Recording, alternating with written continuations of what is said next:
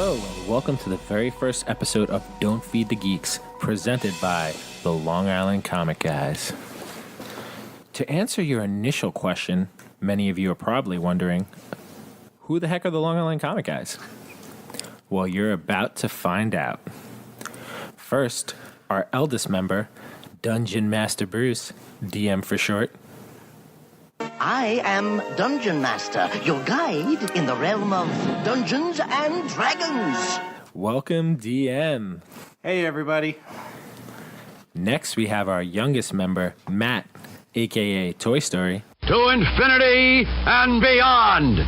The origin of that name will come later in the episode. What's up, everybody? What's up, Toy Story? Oh, no, it's Andy. Quick, everybody on. You're supposed to fall to the ground. Next, our studio host and retired stormtrooper, Just Jim. You don't know the power of the dark side. Say anything other than Aquaman is cool, Jim. Oh, I can't do that. Aquaman is cool. Come on. Fine. And I am Tess, TC for short, like Top Cat from the awesome 60s cartoon. Top Cat, the most effectual Top Cat. Now, next is what we're about. The mission of our podcast is to basically share the love and passion we have for everything in the realm of geek, from comic books and comic art to movies, statues, table gaming, and toys.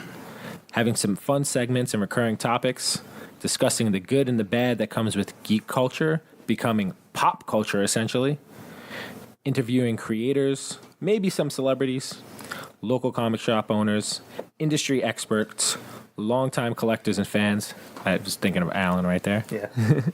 And literally anyone else who is willing to talk geek with us. Most importantly, we want to have fun sharing our passion for this world with others, and if we're lucky to pull some new fans into it, even better. All four of us have pretty hectic schedules between work and family obligations, but are so passionate about this podcast, we are dedicated to finding the time to record and release this podcast every 2 weeks. This has been a project. This project has been a work in progress for about 4 years. The idea was born from a drive back from Rhode Island Comic Con in 2014 between Jim and I.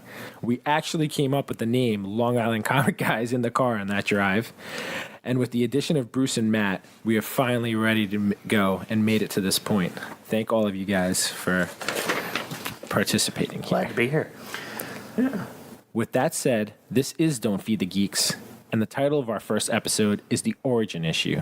I have to give credit to Tom Travers for kind of giving us that name and telling that we should talk about origin stories. So what we're going to do now is each of us is going to share a little bit about ourselves and, most importantly, our very own comic book origin stories. Let's start with the Dungeon Master himself. DM, cast your spell. Thanks, TC. Hey, everybody. This is your Dungeon Master, Bruce here. Get to a little backstory on how I picked up that name. Currently a auto parts sales manager for the last couple of years now. Got various activities that keep me busy. Scuba diving with Just Jim. Had quite a few fun trips. Also, we enjoy to play paintball, which we haven't done in seems like a lifetime, but we'll get back to that when we have more time. So my Dungeons and Dragons fixation kind of started back in '87, back in high school. I always played the role as a Dungeon Master, which is how I got stuck with the name. Pretty much played from '87 to '90 during our lunch period, study hall period, skipped periods, and had some quite good times too. Then, when we graduated high school, everybody kind of went off and did their military stint or did their college stuff or just started doing their adult live things. Hate that stuff. Yeah, it kind of sucks, but hey. It's in the way of everything. Got to pay the bills. Let's see. Comics.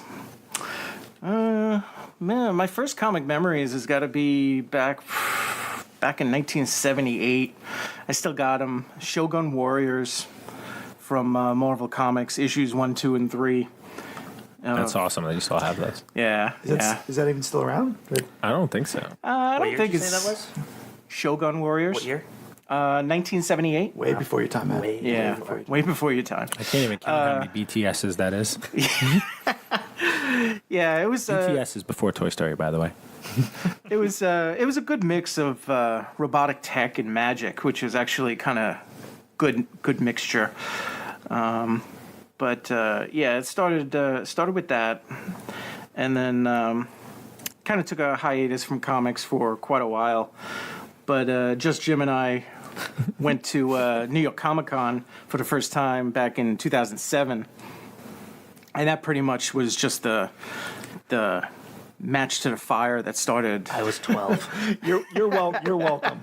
The match to the Was fire. that the first year that they did New York Comic Con? I think the first year was 2006. We just like it must have been maybe a year or two before that. Okay. Yeah. But it was still pretty new. We'll have to go to the record to find out what the exact year was. But Yeah. So we went there and we were just walking around the booths and And it was still crowded then too. yes, it was not as crowded as it is today, but we would just walk around the major publishers and they were just giving comic books away. I think we walked away with like 200 comics each, Free. Wow. Nothing like free that. comics, and it just started the collection it's from very there. unlikely to get that many free ones from the major publishers now. Oh, Not anymore. yeah. So I started seriously collecting after that convention, and just recently started series collecting Dungeons and Dragons stuff. Various modules and figures and stuff. Yeah, if anyone follows our Instagram, Bruce put this awesome module up the other day. What was that called? The Tomb of Horrors. Yeah, that's a big feature in That's Ready Player One, right? if anyone had seen that. Yeah, that was pretty cool. I saw that. Even Joe Manganiello liked that post of ours, which is pretty cool. Yeah, it's a pretty fun module, even just to read through and Have you ever played it? everything. No, I haven't. I'm gonna carefully read through it, and it's kind of funny because I actually have a little caption that if you're planning to do this module and your group is a hack and slash type group, it specifically says they will not like this module because it's full of puzzles, We're thinking, hack and slash. puzzles and thinking, and very few monsters in it. But it's a trip. Yeah, it's definitely fun. Yeah, we'll have to definitely do that So, one day. but that's just about it. That's where I am right now. Very cool. All right, so I guess let's just keep the same order we had from the introductions, and we'll go with Toy Story next. Don't forget to drop a line about your nickname there. Yeah. And we'll explain BTS a little bit and further. So the Toy Story thing comes from the fact that I'm the youngest one here by far, probably. I was born in 95, like a month after Toy Story came out. So they basically refer to everything based on my age at this point. Yeah, I don't know how. We were literally standing in the parking lot behind our local comic book shop, and we were like, "Wait, what year were you born?" And he's like, "1995," and we're like, That's like, 6 that's years the year before that Toy Story came out." It was just They're crazy. talking about some old movie, and then they're like, "Wait, that's 6 BTS." Yeah. So basically, we judge everything now in age of before and after Toy Story. Oh, that's so great. it's BTS or ATS. Yeah, it's like they're making fun of me, but I feel young. Yeah, it's fine. Because you are young. It's great. So my origin story did not start with comics very early. I didn't really start reading comics till much later on, but my first real experience with this culture was when I was 6 years old, so ATS, I'm sorry. Every Friday night, so me and my family would go to West Coast Video. You guys remember that? And yes, I was around for the video stores. Barely. So we'd go and rent a movie every Friday night, and so one Friday my dad wanted to rent Star Wars, and I saw the cover, and it was the original VHS with just Darth Vader's big head on the cover, and it scared the hell out of me when I was 6, and I was like, I don't want to watch this, I don't want to see this, and my dad's like, no, trust me, it's cool, you're going to like it. So we went home, we watched it. As soon as I saw that Star Wars, I was like entranced. Was that the original Star Wars, or was it, It was the prequel? It was the 1979 VHS or whatever. So 77? It was one of the very early ones before he did any of the crappy revisions. Gotcha. Well, I'm sure we No, can but talk it might about have been that a lot later. 79 because didn't it take him a while to get to that first VHS? I think it was like a year before it was they one of the- released it, right? It was one of the early Probably, VHSs probably. before you touched it, but I'm sure we'll have a lot to say about that at some point. That could be a whole We're going to have a whole month dedicated to them in May. Oh, God. Yeah, so we went home and watched it. We all watched together. My parents went to bed. I immediately watched it 2 more times, and then that entire weekend. And when it was time to return it to the video store, I actually, ironically, and I remember this, replaced the cassette with my Toy Story 2 cassette. And I kept the Star Wars one. Talk about irony. And I watched that for months until I wore that tape out. And it changed my life. After that, I spent years spending all my allowance. Remember, I was like 7 or 8 years old. I'd buy anything I could get my hands on Star Wars, all the toys, all the Legos. I went back on eBay, and I actually started using eBay in like 2008. I was buying all the old 1999 Lego sets, and I got stupid into that. I still have all of them. Yeah, so then around 2007 probably, and when I was in middle school, I started to get heavy into music, like rock and metal, and probably bands that all these guys hate. So that actually led to my first comic purchase because I was so obsessed with these guys that I would go and shop around all this band memorabilia. And so I actually I tracked down a copy of the Kiss comic from 1977, the one where them and Stan Lee took vials of their blood and they put it in the ink things and printed every issue with a bit of their blood in it, so to speak. That's pretty cool. Is that true story? Yes. Yeah. There's a picture of the 5 of them with like the vials pouring it into the giant ink thing. Yeah. Wow. Yeah. I didn't know that. Yeah. So that was my first comic purchase, but I wouldn't touch comics again until 2013, actually, when I was in high school, and I found out through word of mouth in school, someone who read comics, that they were killing Peter Parker. And I obviously knew Spider-Man. Like I'd seen the movies and stuff, like every kid had. I had just never read comics. And I was like, really? That they're killing him in a movie or something? And they're like, no, in the comics. And I was like, the comics? I'd never thought to even go and read those. So I tracked down the closest comic store, which was on the way home from my high school. And I stopped in like the week after it came out, and I bought Superior Spider-Man #1. And I read it, and I thought what they were doing was the coolest thing ever. And from there, it was just a downward spiral, especially Spider-Man. It's funny, 2013 is the same exact year. Yeah. For me. So I was just about to graduate high school, and I spent all my money on comics, going back reading as much as I can. I think at one point I was spending like $80 or $90 a week on new books. It was insane, and then that led me to collecting all the old Spider-Man books. I'm trying to slowly but surely put a full run together. I know TC's a little farther ahead than me, but A little? a little bit, yeah. But we'll get there. He's got some I'm missing, though. Yeah. Yes, I do. Yeah, so I just thought that whole Spidey and Doc Ock story was so. I know there was a lot of controversy about it when it came out. A lot of people were. That Superior Spider-Man. Yeah. It's still to this storyline day is fantastic. Yeah, it's still to this day Anyone one. who's never read it, please do yourself a favor and go Yeah, back and absolutely. read it. That's a must read. Yeah, I've read it probably 3 or 4 times. It's still to this day my favorite story. I don't know if it's because it was the first one that I read, but it has a special place in my heart. it's funny too because he's such a jerk, but at the same time he does everything so much better than Peter does. Yeah. Except like at the end where it's just like something only Peter could do. It's really well done. Mm-hmm. Yeah, so that's my origin story. All right, Jim, it's up to you next. Cool deal. Not allowed to talk about Aquaman. Not allowed to talk about Aquaman. Oh, I could talk about Aquaman later. Well, don't forget all the other like billion cool hobbies that you're into too. Mention those. Way too many hobbies. So, yeah. June is way too kind to you.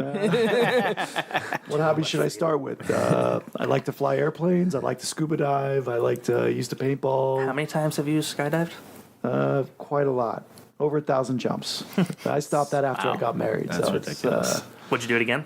I would. Especially if his insurance adjuster is listening. Right. Well, yeah. I do now have life insurance, so it's a lot of that gets squashed. But yeah, I do have a lot of hobbies. I guess it keeps you young, I guess, right? I'm kind of the second oldest here, right behind our DM here. We kind of grew up together, so I growing up with him, you know, I was part of his DM world. playing Dungeons and Dragons in high school during study hall or lunch break in the middle of the rest of the students, and basically being called a geek, living that geek dream back then.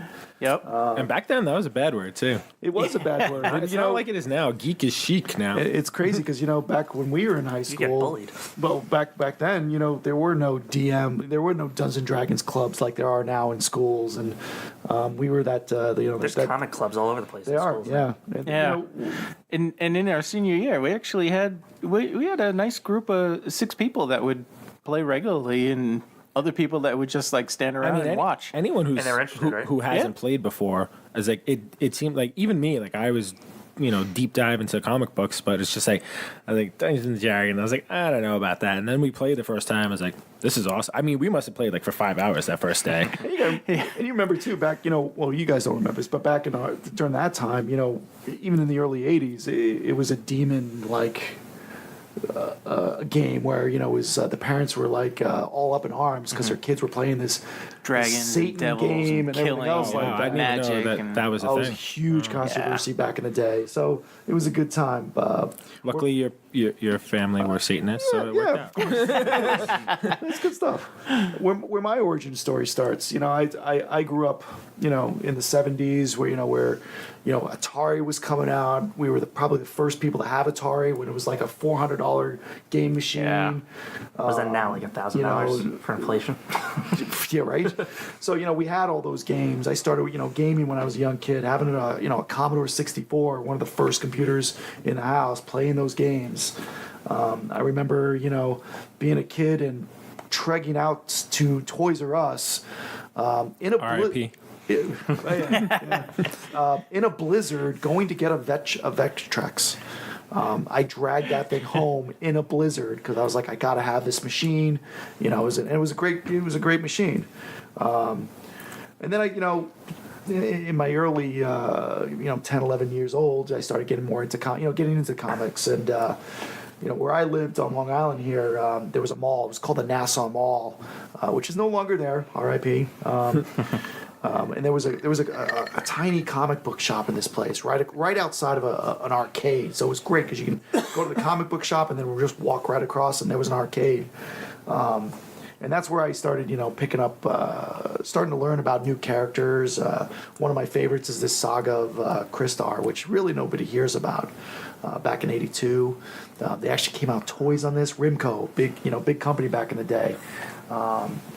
But that was my first memories of buying this whole set and getting into other Marvel characters like Nightcrawler and Doctor Strange and these obscure type of characters that were really not big names back then. I've read my share of Superman and Batman, but it wasn't high up on my list back then. So yeah, got into that. I started I went to the military. I still read comic books in the military. I kept a How'd you small. get them? Just When I pulled into wherever you could port, find the store. where I was stationed in Long Beach, California, there was a comic book shop. I went there every so often. I mainly bought a lot of the graphic novels because they were easier to carry. Because I was limited on space. Did you ever try and find any shops internationally? I didn't. I didn't get that far. It's a shame because I wish I would have. You got that cool exclusive comic book too for like you only got if you were serving in the Gulf. Oh, that right? was Well, that was newer. Since I think that was the Afghan War. Gotcha. Marvel started shipping out comic books to the guys out there, and you can That's only pretty get cool. certain books out there. So yeah, I've got a couple of those. But I even brought D&D on board my ship. I got a bunch of guys on board my ship. We'd be in the Persian Gulf and we'd be playing Dungeons and Dragons. You'd be playing till like the hallways 2 of the a.m. in the ships, morning right? in the hallways. funny. At awesome. nighttime. Specifically the Dark Sun edition. Dark Sun. So we got into that. I got, it was nice to be that I was able to do that even on board ship. So it's always followed me around. And thankfully, now that we get these Comic Cons now going to these big cities, that kind of revamped me reading more into the whole comic industry and meeting guys like TC and Matt here, and a bunch of other group of guys that are passionate about this stuff. It's a hobby that it's good for me.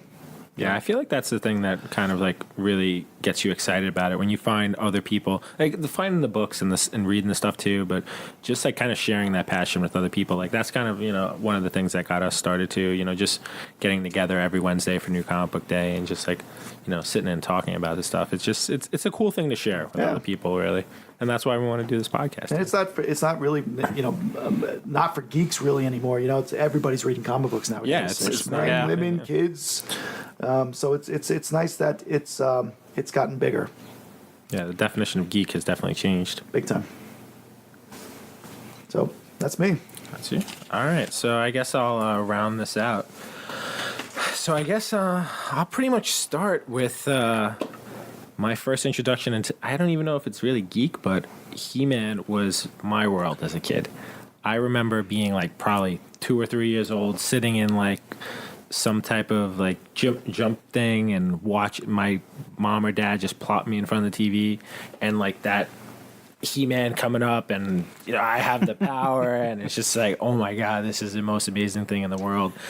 And the first movie I ever remember seeing is my dad, my aunt, and I think 2 other people took me to see the 1987 Masters of the Universe, Dolph Lundgren and Frank Langella. Oh my goodness. And I was scared to death because they did such a good job on Skeletor that anytime he came on screen, I was like, oh my God. But, yeah, it was like ever since then, I was into anything cool, action, adventure like that. And then in '89, we went to go see Batman '89. I call it Batman '89, but the original Batman movie from Batman 1989.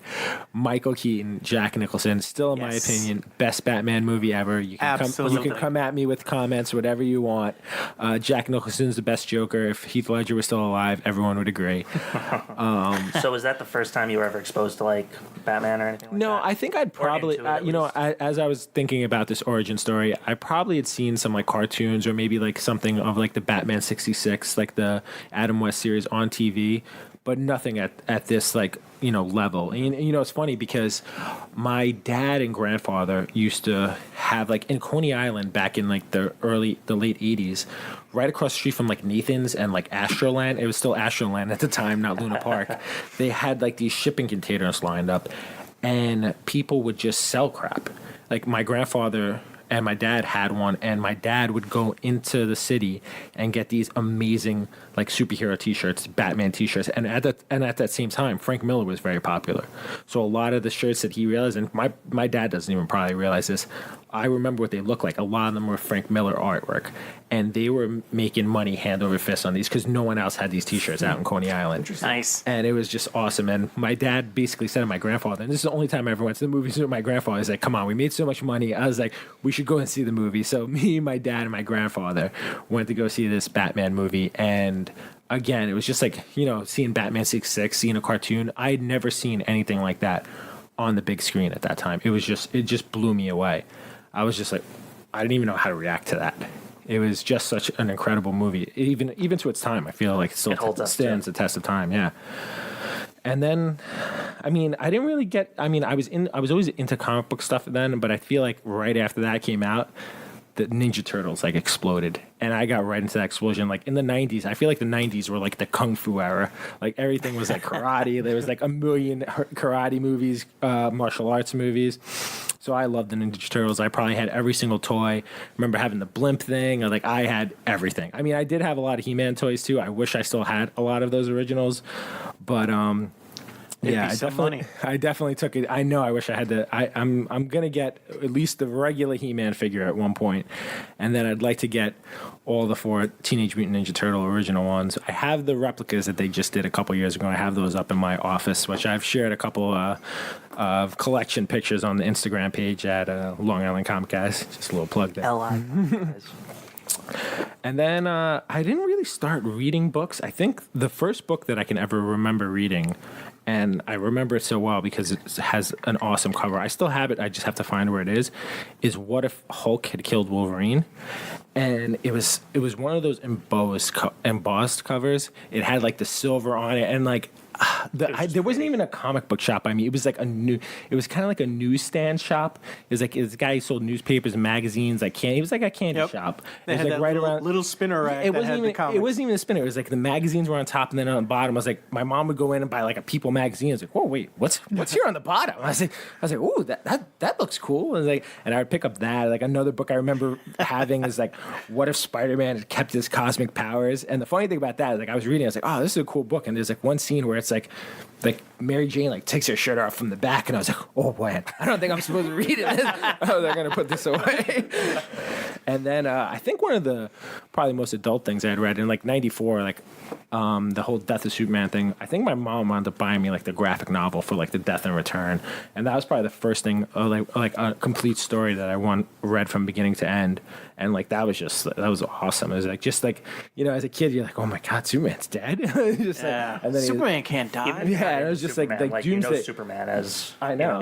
Yeah. Like nothing could stop Superman, and I think that was like it was a great time for comics, even though it was like kind of a struggle. And like I know anyone who's into comics, like '90s wasn't an overall good time for them, but that was really a great story. And then like I think like Maximum Carnage I read, and as a kid I liked it, and then I've read it again recently, and I was just like, it's all right. Another one of the things I remember from being young is like, I don't know how we would rank this in terms of Star Wars fans between Matt and Jim, 1 and 2. I don't know, 3 or 4, me or Bruce. Jim but has a lot more stuff. he has a lot more stuff. That's true. I was like, I feel like I'm in the list here, but I remember being sick like when I was in like first grade or something. I had like the flu, and I was staying at my dad's, and he like rented me like all 3 of these, and I was like, I don't want to watch these. He goes, watch them, you're gonna like them. Similar to kind of your story, and I was like, these are awesome. And you know what? I'm gonna be honest with you. I know there's a ton of people who are big Empire Strikes Back fans, and I think that's definitely the best movie. Did you like Return of the Jedi better?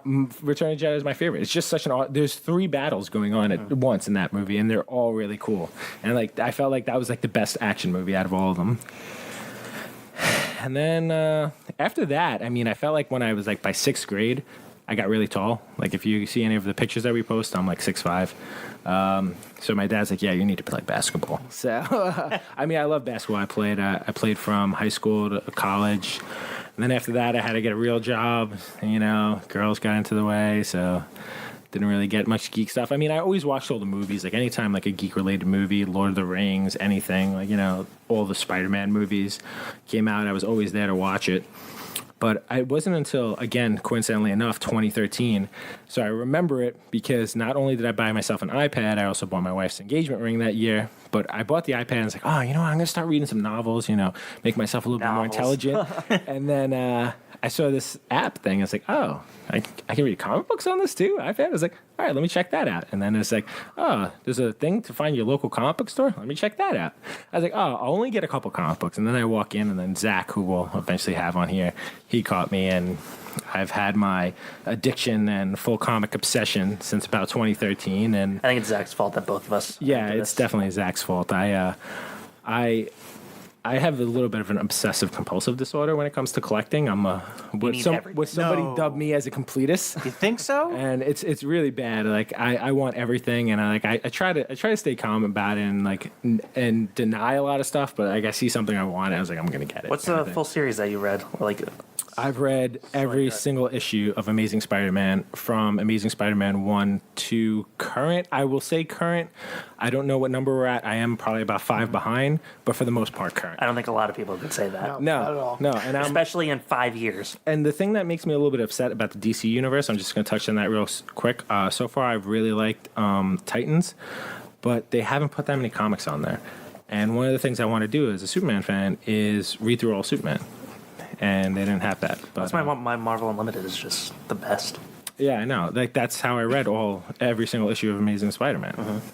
And the crossovers, by the way. To touch on the Spider-Man collecting part, I am currently, as we're recording this podcast, 21 comics away from a full run of Amazing Spider-Man. Not including Amazing Fantasy 15 because I can't justify to my wife buying that book. Not yet. Yeah. All right. So now that we have all our origin stories and bios out of the way, I figured we'd go into our favorite heroes since it is kind of a comic-centric podcast, although we're talking about everything in the geek realm. I figured we'd talk about our favorite comic book heroes since that's pretty popular. And you know what? For this one, I guess I'll go first and we'll kind of flip the order. So I've already kind of mentioned it, but Superman is definitely one of my favorite characters from the DC universe. But on the Marvel universe, another one of my favorite characters is Captain America. And although I'm a huge Spider-Man guy, and he's definitely the better read, I think in terms of like characters themselves, and even like on the DC side, like Superman right now is really good, but Batman's definitely the best read. Like everyone, like that's an awesome comic book to read. Batman's a fun character, you know, just the same way Wolverine's a great character to read. The thing I like about Superman and Captain America is the way they kind of represent, like they're kind of the best of humanity. You look at Superman, it's just like, you know, when you think of when you're in the world and there's like a hard thing going on and like, you know, people are arguing about one thing or the other. If you really think about what Captain America or what Superman would do in this situation, whatever that answer is, it's probably the right thing to do. It's just, I like, you know, even in the movies, like, you know, the S isn't really an S, it stands for hope. You know, they're the characters that kind of inspire you to be your best self. And that's what I like about them. And, you know, I kind of use Superman as like an inspiration to me too. It's like, listen, you know, you have to kind of think about, you know, the type of person you want to be. And, you know, Superman's like a perfect example of that. He's the quintessential, you know, Boy Scout. You know, he's like, no matter what the situation is, he comes at it rationally, and it's just like, it's like what would Superman do? Oh yeah, exactly. And it's hard. It's hard to be that way. Like I'm not that way. I know I'm not that way. But that's what you strive to. I'm a hat. Just like I go into a situation, like, wait, what'd they say?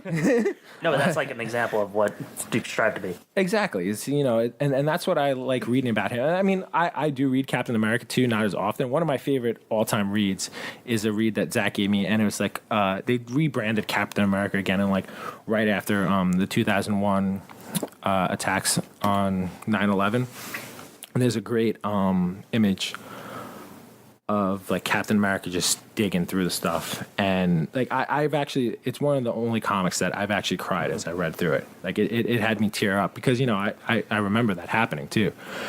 And, you know, Cap is just like, there's a scene where some guys are about to attack these this Arab guy, and Cap steps in, and it's just like, he's like, we don't do this. And it's just like, even, you know, with this fresh on the mind, and you know, it's easy to just point a finger at the bad guy.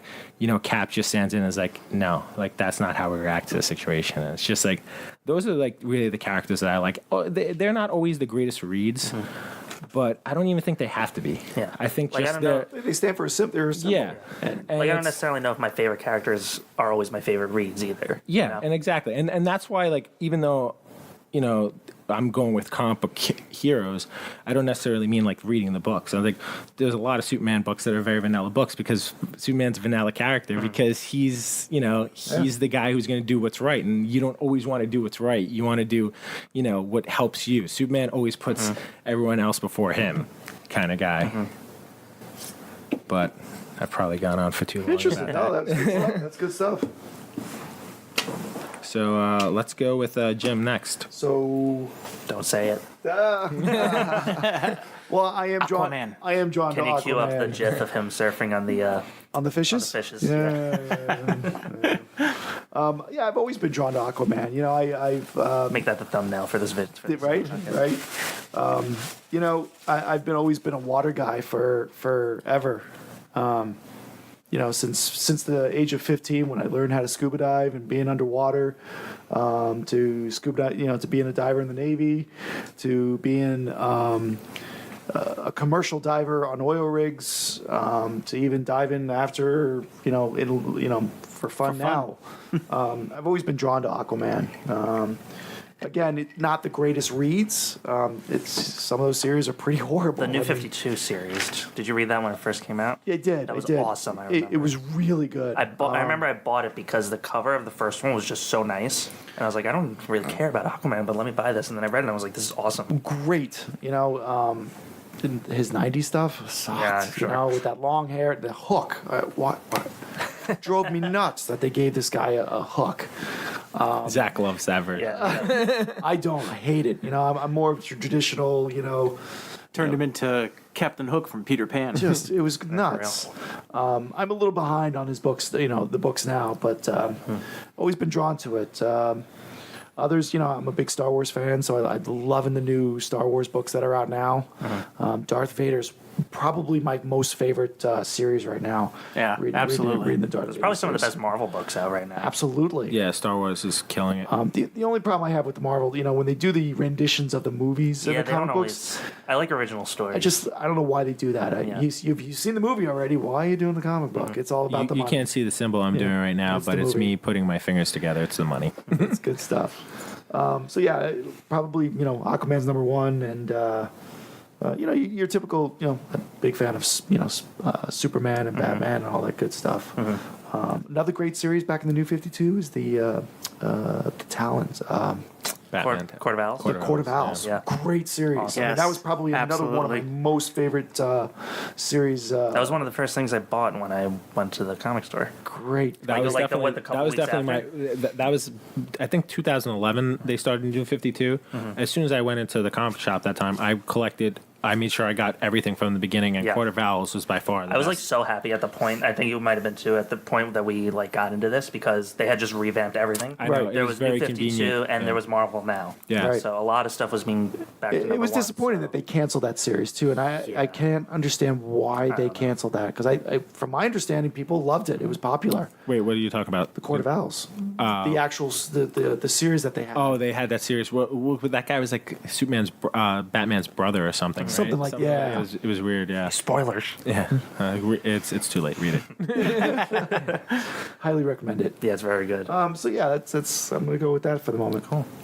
So mine would, it's got to be Spider-Man. I don't know if that's, yeah, it's because it's the first superhero that I've read and that got me into this. I weirdly I like reading DC stuff better. DC stuff more. I think I've read overall more DC. Just because. Yeah. Outside of Spider-Man, I feel like he's one of their better Yeah. reads. Well, for me, top two easy is Spider-Man and Daredevil. I remember reading the I got the original issues for Born Again, the Frank Miller series from the '80s. It was unbelievable. But I think one of the biggest reasons why I like those two characters specifically is because they're very human. Like you were talking about Superman and how he's the ideal example, I guess, of what someone should be. Yeah, what But, you strive to do. Yeah. Spider-Man and Daredevil make mistakes all the time, and it almost makes it more. I don't want to say believable, but I guess relatable. You know what I mean? they're 'Cause that's definitely more, how. and that's Yeah. and that's why Stan Lee, again, rest in peace. Yeah. I watched an interview from him the other day, and it was from a 70s talk show. And some guy was like, "What's this thing about Spider-Man?" And he basically said the same things you're saying right now. He's like, kids like it. Kids want the real guy. He's like, you don't want Superman going in. He saves the day. Nothing happened, and he goes back. And he's like, you want a kid who's he's got to save the day, but he's also got to worry about his tests. He's got to worry about Yeah. being home on time. But he's even got to worry the about the zit he's got. Yep. the Getting mistakes, grounded. the mistakes he makes and the relationships that he's in. Yeah. Have you read the Renew Your Vows stuff? I love that stuff. Did you miss the part where I said I read every single issue? Of course. Yeah, but I guess that I could almost picture myself in those situations and doing the same things, And that's what the goal is when you're reading comic books. And not many people can say, "Oh, well, I'm a multi-billionaire and I have all these Exactly. gadgets and I Iron Man's cool, trained but- in martial arts." Yeah, again, another guy, I can never be Iron Man. All right. Bruce. I guess it's my turn. All right. So my favorite hero, or maybe at this point you can call it the anti-hero, the DC universe is definitely going to be Harley Quinn. Absolutely love her. I don't have all of her issues, especially the first volume and stuff like that, but all the newer stuff that I have, the artwork from Amanda Connor, absolutely love her artwork for Harley Quinn. So huge fan of Harley Quinn. Got plenty of statues in my house of Harley Quinn and stuff, and so I'm very passionate about that one. And also from, well, I guess it would be sort of a toss-up. I would have to say Marvel, The Incredible Hulk, collecting a huge number of the first volume. How close are you fulfilling that full run? Not very. I'm going to probably say I'm about 60% of the first volume. What's your earliest issue? My earliest issue of The Incredible Hulk would be issue 102. So, yeah. Don't you have that first Rocket Raccoon? What issue is that? I do. Yeah, that's Rocket Raccoon, not Rocky Raccoon. Right. I think what is that, like 378 or something? Oh wow, I didn't realize it was that late. It's pretty up there. Do you have a 181 by any chance? I heard that's a popular one. If you're looking to get rid of it, I would be interested in buying it. I do not. No. Yeah, it's, every time I find one is a little bit out of my budget. I almost bought a 9.2 the other day, and Matt kind of talked me out of it. Really? Yeah. You didn't end up doing it? I'll eventually get one. It's so high rent. I know. That's all another thing. Yeah. And I'm can not talk too about- concerned about getting it graded. If I can get a raw copy ungraded. We can talk about the market for that. Our local comic book shop, someone brought one in, but it was pretty beat up. It looked like it was like in a mechanic We were shop or both something like there. that. And, Ouch. And they let the guy walk out the door because they offered him 50, and he's like, no. And it wasn't just that; it was a couple books in there, and I was like, oh, I would have given him the $50, dude. $50? Yeah. Wow. So, yeah, and I guess I'll just go for a third one here. Dynamite Entertainment, Red Sonja. Huge Red Sonja fan. All of the little sub-stories that they have, like Red Sonja Berserker or Red Sonja Blue. There's like 5 or 6 issue miniseries. But yeah, big fan of Red Sonja as well. Yeah, she's hot. Yeah. She, do you have her first appearance? It's actually pretty reasonable. She first appeared in a Conan book. I don't remember the exact number. I had it in my hands a couple of times, but for some reason I just never picked it up. I guess I really should get around to picking that up before I mean, especially it since gets too popular. especially since it's one of those characters where it's like not ridiculous. Like I'd love to get First Superman, but that's just not going to happen. So And action number one, sure. Unless we knock down Jim's walls and they're in there. Maybe in this place. You never know. All right, so what we want to talk about next, we've touched upon a little bit earlier in here, and it's basically that the geek culture has turned into pop culture. And although it's been great from like so many new things coming, you know, there's so much product in the world, you know, for all those people who are collectibles, but it's also brought so many people in so many different ways. Anyone have anything to throw out there that's kind of like irks them about this whole new world? I just want to say it is good because it is getting many more people into it that might not have otherwise gotten into it before. Yeah, agreed. Like, you know, there's I love like seeing us, like honestly. girls. I Yeah, don't you know know, if I I love, you know, girls and like, you know, young kids getting into it. It's like, you know, because that's going to be the future of comics. I mean, if you don't get new people, comics will die, and like none of us actually want that. You know, none of us want the geek culture to die. You know, we want people to keep playing D&D. We want people to keep, you know, Buying comics and, you know, buying statues and buying, you know, geek related toys and stuff like that. You know, we want this industry to thrive.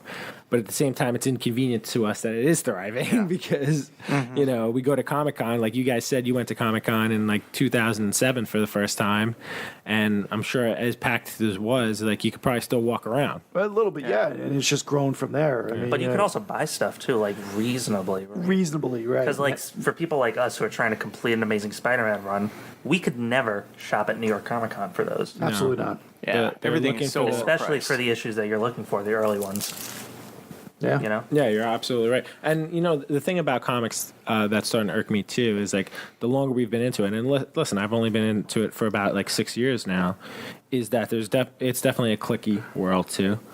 And it's hard to like get stuff like, oh well, I'm selling this to this guy because he sold me that, and it's just like, oh, I want to buy It's very this book. political too. Yeah, I mean it's the same thing as anything else really. If there's a way for people to make money, people are going to make money to make money, and then there's the other people who are passionate about it. I mean, I feel like for like our generation right now too, like it's so big now because we're the key demographic for buying this stuff. I was like, all the stuff that's nostalgia right now comes from that 70s, 80s time Right, period right. when we were kids. Like, oh, we love that stuff. And it's just like, oh, great, these people love that stuff. Let's mark up the price on it. So, I mean, it's the unfortunate side of things. I There's mean, look, so much available out there, but what they're doing with like price gouging is ridiculous. Yeah. And even newer stuff that they're creating, like they're revamping older products newer, and it's still expensive. Yeah. yeah.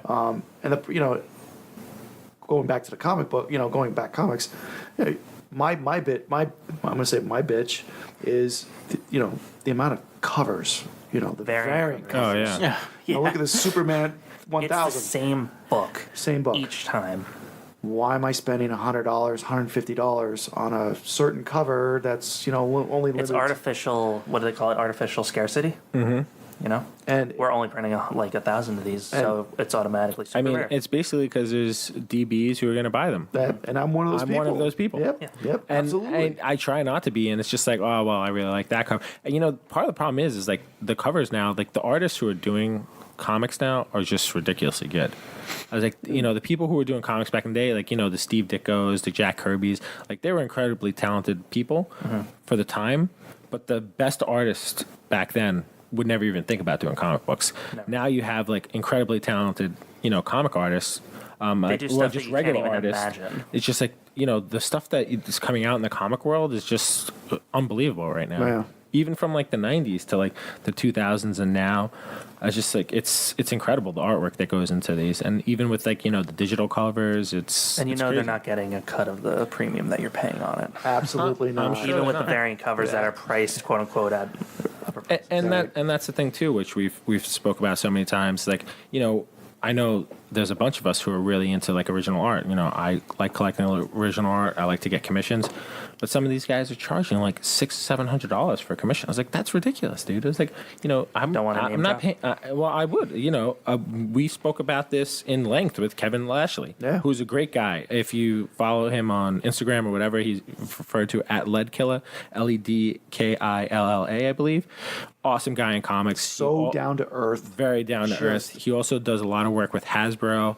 I would definitely give him 2 thumbs up all the way if you He's ever so get the into chance to this talk to him. stuff too. Yeah, and he's a fan. He's That's so what the thing passionate is. about it. It's not just a job for him. And he was talking to us about Fatback, and I like his work, but I never even thought to go up to him and get a commission. I heard he's charging like $600 for a headshot. I was like, that's ridiculous, man. I was like, you've done a couple books. I know who you are, but at the same time, you're not Jim Lee. You're not J. Scott Campbell. And even those guys spending $600, like that's a lot of money, man. It's just like, this is for the fans. You're turning something that's was originally like an everyman's thing into an elitist thing. Comic books are now thousands and millions of dollars. Right. That shouldn't be the case. I mean, the problem, and that's the problem with this. It's so popular now, where the price is just going to keep going up and up and up. And it's I Where does think it affecting stop? every collectible type of thing too. I mean, I'm sure Star Wars is doing the same thing. Even what you said you paid for that module, that D&D module. I'm sure 10 years ago it was a lot cheaper than it was now. It was only a couple of dollars when it first came out, and now price- what I paid $60 for it. Well, that's like value though, because people are willing to pay that. But what pisses me off Yeah. is like executives and stuff price gouging. Right. You know, Yeah. like sort of unrelated. But I was buying Kiss tickets a couple weeks ago, and when I first saw them, probably 10 years ago, we paid maybe $40-$50 a ticket, and the cheapest I could get that weren't like nosebleeds this time were $160 each, and they went because that's all that's what it is, and it's not going to change. But it pisses me off that. And even on top of the commissions, like, they're charging, hundreds of dollars for these commissions. Even, and I will refuse to pay for a signature, but these artists that charge money for an autograph, Yeah. I think it's absolutely ridiculous, because I'm there for you. I love your work. You bought the book that you're I trying to bought get the them to book. sign. Just sign your name. That's what I want. I understand. Things have changed, and they may not be making the money that they should be making on the books that they're putting into Marvel and DC. But some of these guys, they'll charge $50 for a signature. Brian Azzarello. There you go. Batman, damn. The first appearance of the Batwing, We were at Rhode Island, Baltimore Comic-Con, and someone went up to him and he's like, yeah, $50 for the signature and the book. I was like, at least you got the book. Did you get the book? Was that the deal? No, it wasn't the book. No, it was just It was just $50 yeah. for the signature, $150. $150 for the book and the signature. So the artist the writer who wrote the book Brian is price Azzarello, gouging. yeah. Well, At I that mean, point, it's not even like and executive. and another thing is a lot of these artists and writers now are going through these like representation companies. Yeah. And the funny part about that trip was one of our other friends. We're going to drop his name. His name is Jeff. He ran into Brian Azzarello at a bar, had no idea who he was, and started a conversation about how Brian Azzarello was charging $150 for his signature. Went on this rant about how ridiculous it was, and he's like, And he just did the By the way, as a publicity stunt. I'm- that he said. yeah, he said the Batwing was obviously all a publicity stunt. And, Sorry, Jeff. And afterwards, Brian Azzarello was basically like, "Oh, by the way, I'm Brian Azzarello." And Jeff basically put his foot in his mouth and offered the guy to buy the guy a drink. And I was like, I wouldn't have backed down. I would have said I stand by my statements to him. He's like, "No, I couldn't do that." I was like, "Oh, you're a different person than I am." and he's not the only one. You got Rob Liefeld, who charges 30. Have you met him before? I've met him. I refused to. He's pretty arrogant. Anything I've heard about him is negative. Yeah. I mean, I've had one interaction with the guy personally. It wasn't great. It wasn't terrible either. I paid to get a signature, and I flipped those books, so I didn't care. So and that's why he's doing it, because he knows people are flipping them. And I probably would have kept on. Probably would have held on to them if I had a better experience. But I was like, the people who I've gotten stuff from and I was fans of, I was like, I want to get this thing and, whatever it is, a piece of artwork or a comic book sign, because, normally I want it. And then if, I get rubbed by someone the wrong way, it's just like, well, now I kind of don't want this anymore. So, now I am going to make the money off of it. And, he's a guy he's making a ridiculous amount of money, especially now with all the Daredevil stuff going on. He's not a guy who should be charging. I was like, the old time guys who never really made a lot of money, I'm okay with paying those guys. Like, Joe Gala, you've seen that Flash commission he gave me. Super nice guy. He didn't even charge that much for the commission.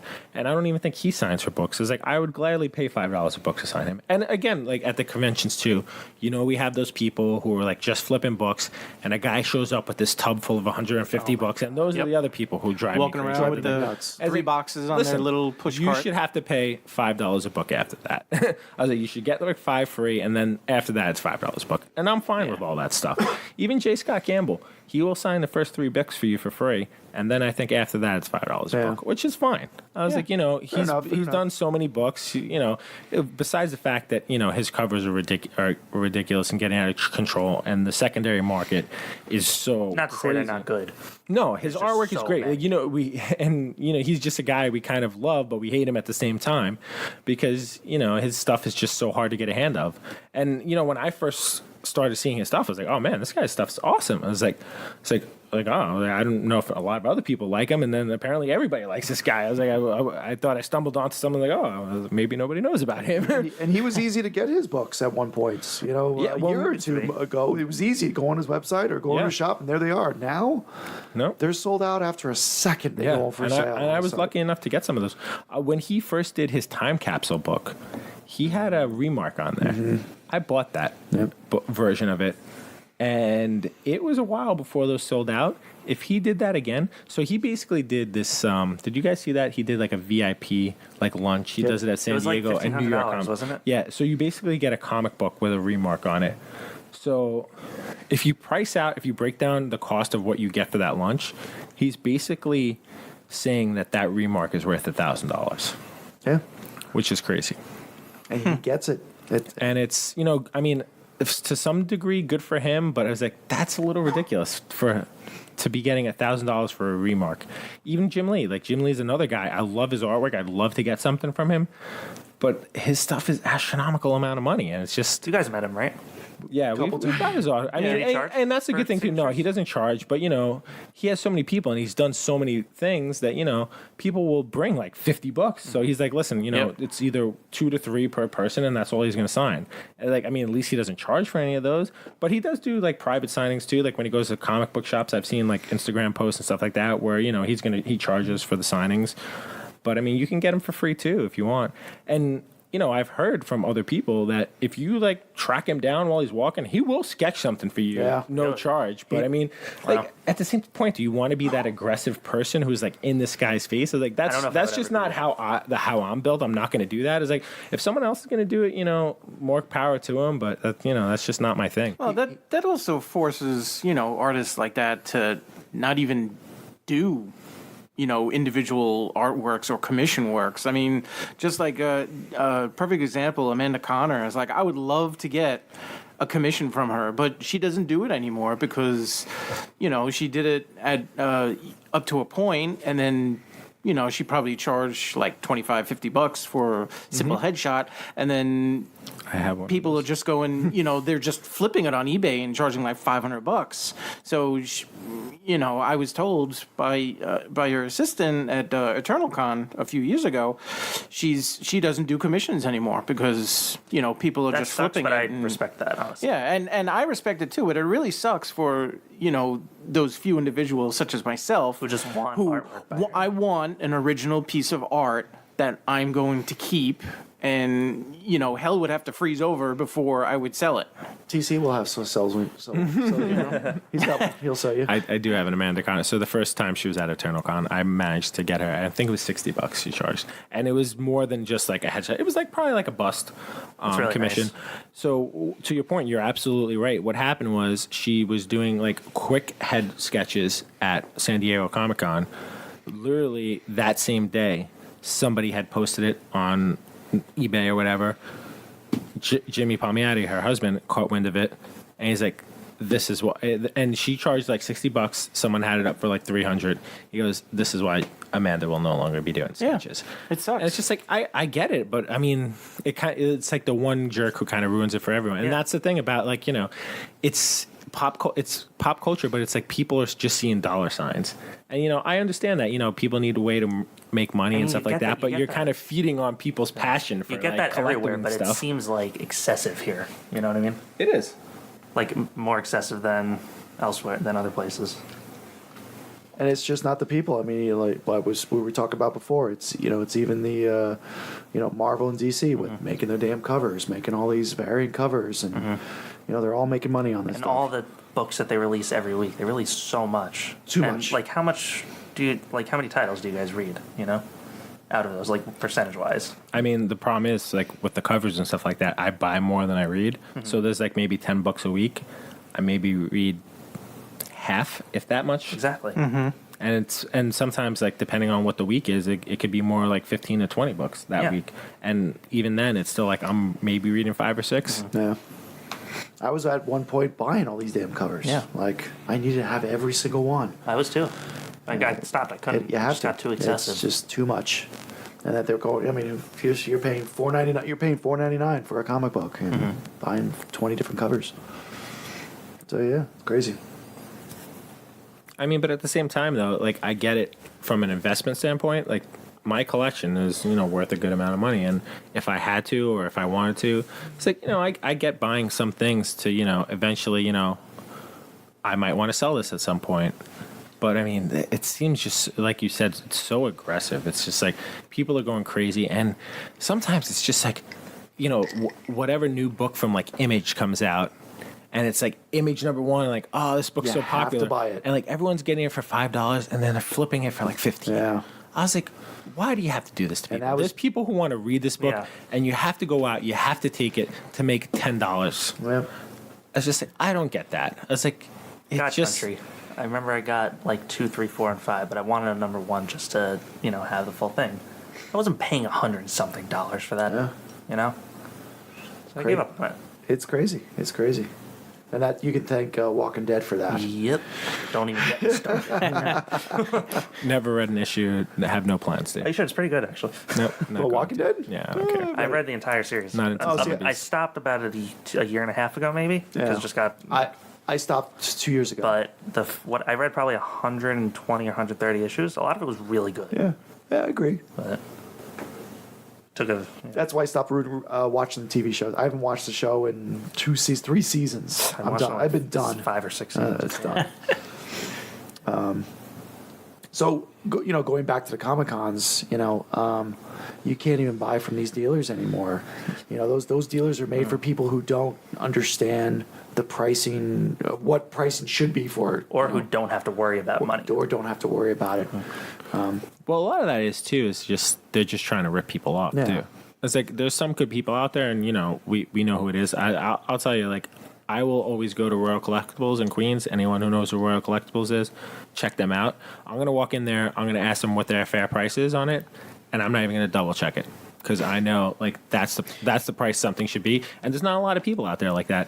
Most of these Comic Cons, people are putting prices on there, hoping that no one questions it. I was like, most of the people who are buying this stuff, it's like, hey, buddy, I have the same app, I have the same information. It's like, I know what this costs. I was like, I know you're gonna save 13% by selling it to me than trying to sell it on eBay or whatever other service you're using by not taking those losses. It's just like, do the right thing. And it's like, when you do that, you're going to get repeat business. Like anyone who's done right by me, I've bought more from them. Right. The thing I don't understand is, do they not think that eventually someone's going to fall for it, go home and see what it's actually worth, and then never come back? I mean, Or are they just looking for that one I think a shot lot of deal? people are just looking for that first initial dollar. They're like, hey, They don't care about repeat I got business? this guy, and I'll just get the next guy. Really, how much repeat business are you going to get at a Comic Con? I mean, there's so many vendors there. I Well, the feel thing like is, we that's get less someone- of a thing to worry about at a Comic Con, more at comic shops. I feel like that's the thing they want. Right. But the people who go to Comic Cons tend to be the same people though. True. Like outside You of see the like same people at the outside of San Diego Comic Con and like the huge New York Comic Cons, out of the really big ones, it's mostly the same people going to these other Comic Cons all the time. Yeah, true. But yeah, I'll agree with you. Royal always treated me good. Yeah, They're the best. Royal Collectibles. They're on Instagram and all social media. Check them out. We'll put the exact location in the show notes, but they're a great shop. Loads of good things to Treat say everybody about them. well. They always have great I think the events. first time I went in there, I went in with a friend who had known them for a while, and they're like, "Hey, my friend's into comics. He's a good guy," and they're like, "Okay, cool. We'll take care of him." And I walked out with a boatload of stuff. Should we ask how many statues you got from there? Quite a few. Quite a few. Also, I think the first time I went in there, I cleaned out a lot of his back issue Spider-Man. That's funny. And he was like, "Yeah, I had to buy more Spider-Man books after you came in that day." I was like, "You're welcome." Yeah, but now it's at the point where, like, if we want to buy books, we have to go to small shows. And that's Like Clifton shows. what we've been starting to do too. Yeah. And like I feel even like at Baltimore Yeah. and Rhode Island, Which is like not that necessarily first year small. we went to Rhode Island Comic Con. It was a pretty good show. That was a good show. But it's turned into such a like entertainer show. Like there's people that they get as like entertainment guests that I don't even get how they're in the geek realm. Forget about comic book realm. And that's a whole different other story. What's up with the wrestlers? Well, that's. I mean, it's cool if you're into this stuff and your hobbies intersect. You know what I mean? I feel like wrestling always gets kind of like melded into this like geek world. It's just Always. I've never really been super into At it. EternalCon, there's always wrestlers. Yeah, it's. Oh, they're pretty much at every convention that I've been to. I mean, it's like, yeah, it's great. It's like I know them, I still watch it, half-heartedly, but it's like, wait a minute, it's like we're at Baltimore Comic Con. Why do I have wrestlers here? And they go to everyone. Yeah. They got a following. Actors from movies that have nothing to do with. And that's the other, and that's another whole bitch about going to Comic Cons. Yeah. You know, these non-pop culture, I don't know, entities that show that come to this thing. You know, New York, good example is, you know, a good amount of floor space goes to, I think, what is it, Chrysler? Yeah. Like, why do we need to see all these cars in there? That has nothing to do with this. I mean, the one cool year they had like them come in, at least they had like the guy in like that awesome Bumblebee costume. He's there, but that's a normal person. That's not even Chrysler related? No, that's a cosplayer. It's just because they throw the New York Comic Con a lot of money. I mean, look at how much space Geico gets. It's just like, hey, they're gonna spend $100,000 on this space, or I don't even know if that's what it is, but it's probably close to something like that. They're like, yeah, whatever, we're gonna give them the space, and you know, it's a shame, and that's part of the, you know, this world turning into a pop culture world. It's just like Geico. I mean, it's a no-brainer for them. It's like, hey, this is $100,000. Like, we'll have a van, and you know, people will run through or whatever they're gonna do. It's gonna be a great day for us. You know, we'll probably make business. It's like, hey, you'll get a free comic book if you sign up for, you know, auto insurance with us. It's like, okay, cool, I'll take a comic book. Yeah, if they get 10 new insurers over a weekend, it's like it's paid for the space. Yeah. Well, I know, you know, from when the DM and myself started going to New York Comic Con, it was it's a big change going from, you know, strictly comic books. Because I'm gonna say the first year we went to New York Comic Con in 07, 08, it was majority comic books. Like it was, there weren't too many of the entertainment guests. Where it is now, you know, like the DM says, I remember walking away with probably 200 free comics coming from, you know, Marvel and all Marvel, DC. I mean, there were stacks of them. You just go up to a table and take what you wanted, even from these small little tiny non-public, you know, these little publishing companies. They gave this stuff away. Now, I mean, you have to buy it all. Marvel, DC doesn't give away a damn comic. I think when I went to New York Comic Con 2017, I did not buy a thing. I picked up something, which was that Star Wars poster, but I did not buy a single comic. Yeah. I don't think. Yeah, I've never bought anything from a comic book convention. Right. That was a lie. I mean, it's really a great venue from the creator aspect, because you meet so many people that otherwise you're not going to run into. And that's what I really liked about it. I think me and you, all of us, we went like the first year, 2014. That was my first really big Comic-Con. And I was like, you guys probably thought I was crazy because I was running around the place like a chicken without my head off. Because like I was trying to get everything signed by everyone, and like I remember all the prints. You were buying all these prints. I remember all the such a bad idea. I was like, I think that was the last time I ever bought a print. But I mean, prints are awesome. If like I know a lot of people who are into prints, because I mean, again, the original artwork's a lot of money, and people are like, oh, well, you can have a print. I was like, well, I don't want a print. Like, I don't want your $35 print. Like, I would like piece of artwork for maybe $100. Something custom to you. Something drawn for you. And you know, it's a good place to meet these creators and like artists. And now you kind of have to meet, you know, more of the up and coming people, and like that's how you get like a good quality commission for a decent price. And it's like, you know, you're not going to get a Jim Lee anymore. You're not going to get a J. Scott Campbell. You're not going to get a Todd McFarlane. It's like, it's just not going to happen. Like, I don't think Todd McFarlane sketched for anyone in like 15 years, right? Maybe even more. And that's what's, you know, where we're at right now, the four of us going to these shows and meeting all these artists. I mean, we've gone close to a lot of these guys where we know them by first name. Yeah. You know, they're our friends, you know, on our cell phones. So. Yeah, we've definitely, you know, cultivated a lot of relationships too, because, you know, it's more than just like, you know, the business aspect of this. You know, we're trying to become like a brand ourselves, the Long Island Comic Guys. You know, we're trying to do stuff on Instagram and social media, but it's mainly about sharing. You know, we'll probably do raffles and giveaways, you know, and stuff like that. Maybe like opportunities to like buy and sell stuff. But our main thing is like, you know, we're just passionate about this stuff. You know, we enjoy it. You know, we're not our point isn't to try and make, you know, a killing of money off of this. Is like, you know, this is a passion project. Right. And it's just unfortunate that some people treat it differently. And, you know, I know there's people on both sides. You know, this is me. You know, this is my livelihood. I was like, all right, fine, I get that, but you know, just do it the right way. All right, so we'll wrap up our geek to pop culture discussion, because I'm sure we can talk about this forever, and we will in the future. So we wanted to just say if any listeners have any questions, comments, or I said I wasn't going to do that. Topics for us to discuss. Please drop us a line in the feedback or on Facebook, Twitter, or Instagram at LI Comic Guys. So before we officially wrap up today, we just want to send a couple thank yous out there to the people who have helped us out in various ways to get here. First and foremost, our families for putting up with the weird and quirky hobbies and who allow us to spend some of the precious free time we get on our geek adventures. We also want to give a special shout out to our good friend Zach Davino, who did an amazing job creating our Long Island Comic Guys logo, as well as Tom Travers for designing the super cool caricatures on our Don't Feed the Geeks logo.